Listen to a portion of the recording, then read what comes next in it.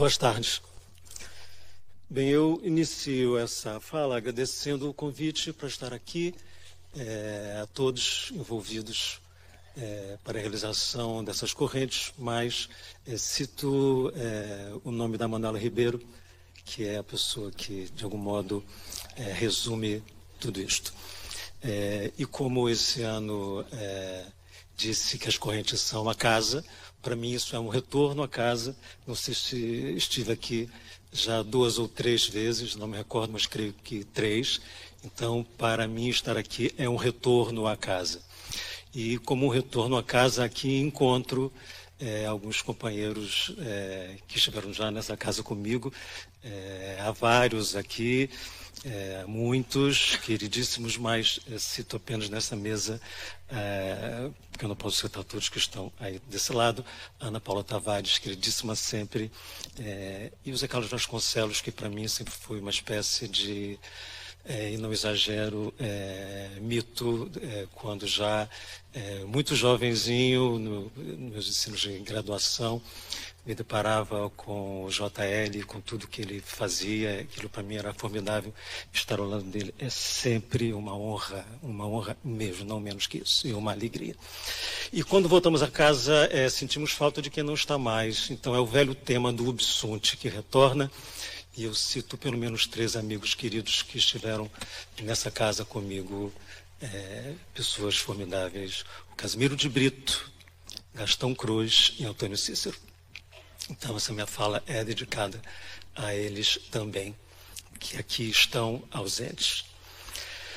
Bem, o nome desta mesa é A Utopia Só Não Se Atinge na Viagem, porque nela nos apeamos demasiado cedo. Então, portanto, digamos que é o tema da desistência ou do fracasso. O tema da utopia, pelo menos a mim, me parece um problema tão antigo quanto atual, tão dispensável quanto necessário, tão justo quanto inadequado. Tentarei brevemente ver essa questão daqui, deste lugar singularíssimo que ocupo, que é o de um poeta contemporâneo, portanto formado e deformado pelo espírito da lírica moderna. E assim posso dizer que nós, poetas, não apeamos antes de chegar ao lugar ou não lugar a que se dá o nome de utopia, porque considero que o lugar a chegar é o próprio poema. Não há nada fora dele. Apear antecipadamente seria desistir dele, ou ainda não escrevê-lo. O que também não deixa de ser, ou não deixaria de ser, uma opção corajosa, digna, reveladora de uma força atuante em toda a arte moderna. A tentação de manter a folha em branco foi, afinal, uma das linhas de força da lírica moderna. Repito, o lugar a chegar é o próprio poema. Fora dele não há nada. Tal juízo parecerá, no mínimo, acanhado para quem pensa a utopia em sua versão coletiva ou coletivista, largamente social, e acredita nos poderes revolucionários do poema e do poeta. Mas logo pensamos nos muitos séculos de idade do verso e procuramos exemplos de um poeta, de um livro, de um autor que tenham objetivamente transformado o mundo à sua volta, considerando-se como o mundo tudo o que esteja fora do poema, ou da literatura, ou da arte. Sejamos claros. Quando associamos poetas e utopia, sugerimos que cabe a eles, aos poetas, a nós, mudar o mundo para além dele, o mundo. A expulsão da República, e eu penso aqui, claro, em Platão, Como exigência do seu projeto, parece um mito de longa permanência. Há pouco tempo, um jovem, creio que jovem, pelo menos para mim jovem, poeta e crítico norte-americano chamado Ben Lerner, publicou um breve ensaio chamado Ódio à Poesia ou Pela Poesia, e já traduzido cá em Portugal.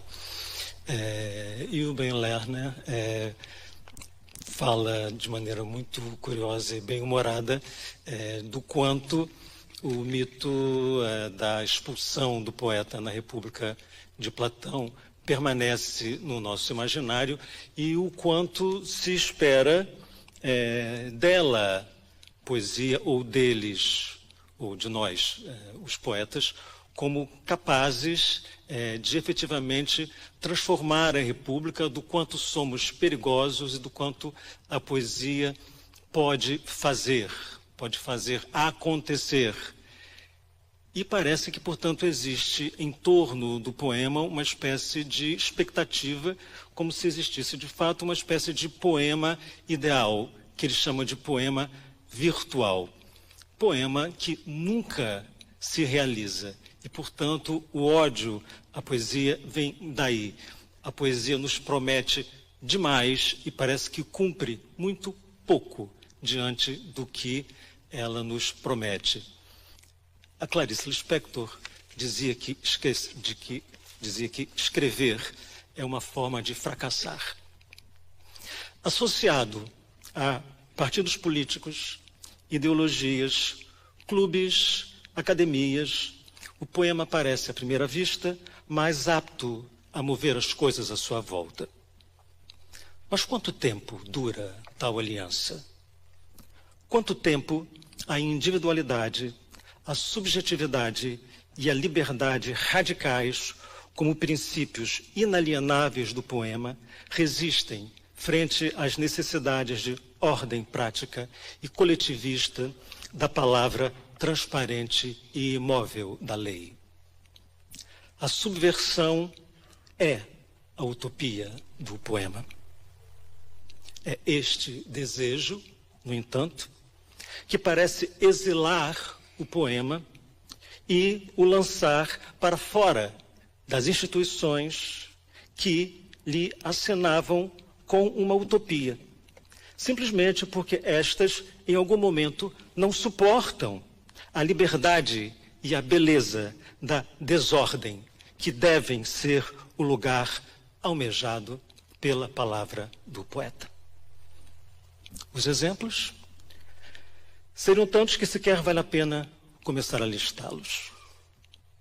Curiosamente, a expulsão da República dá-se justo pela acusação de que o poeta desistiu da utopia, quando foi justo o contrário que se deu. A acusação é sempre a de que o poema deixou de servir a alguma causa. Mas a causa do poema é ele mesmo. Sua absoluta desobediência, sua completa diferença e deslocamento são a utopia com a qual pode o poeta colaborar para uma hipotética transformação no caminho da dignidade. Assim, falar de flores e de luas, de jarros e de amores, de pedras e de cores, da solidão e das sílabas, será insuportavelmente transformador e revolucionário. Devolver as palavras às coisas é a mais alta utopia. Escrevemos o poema porque, ainda hoje, um dia, acreditamos que isso é possível. Porque algum dia lemos um poema, um único verso, talvez, que nos levou a algum lugar onde isso foi possível. Porque algum dia, talvez na juventude, e porque terá sido na juventude, bebemos da água e deitamo-nos à sombra daquela miragem, quando era mais fácil acreditar que só havia o deserto. Mas também vem o dia em que tudo parece ser não mais que o descampado, a mudez, o gesto congelado, as mãos vazias, os olhos vazios, a vida literária e seu cortejo de vaidades, a competição pelos prêmios, a tolice a abarrotar as poucas livrarias. Enfim, reconhecemos que o poema fracassou, porque os governos totalitários prosseguem, porque a força bruta segue em frente, porque falar de flores e de luas, de jarros e de amores, de pedras e de cores, da solidão e das sílabas, foi tão inútil quanto falar da fome, das injustiças, dos preconceitos, de tudo o que nos rebaixa e nos mata. Nem transformador, nem revolucionário, o poema limita-se a ser um acerto de contas com seu criador, um acerto com sua consciência, diante da utopia social, coletiva, frente à necessidade sempre urgente, sempre atual, sempre presente de transformar o mundo para além das fronteiras do verso. Isso parece pouco. Um acerto de contas com o próprio Criador parece inútil, parece fútil. Ainda assim, lembramos facilmente de governos totalitários que temem a poesia, o poeta, os livros. Ainda assim, um encontro de escritores reaviva o tema da utopia e ninguém estará mais exposto à admiração e ao desprezo do que ele, do que nós, os poetas. O fracasso parece ser o nosso destino inescapável, assim como, estranhamente, a utopia, seja ela qual for, é o motor capaz de mover a poesia.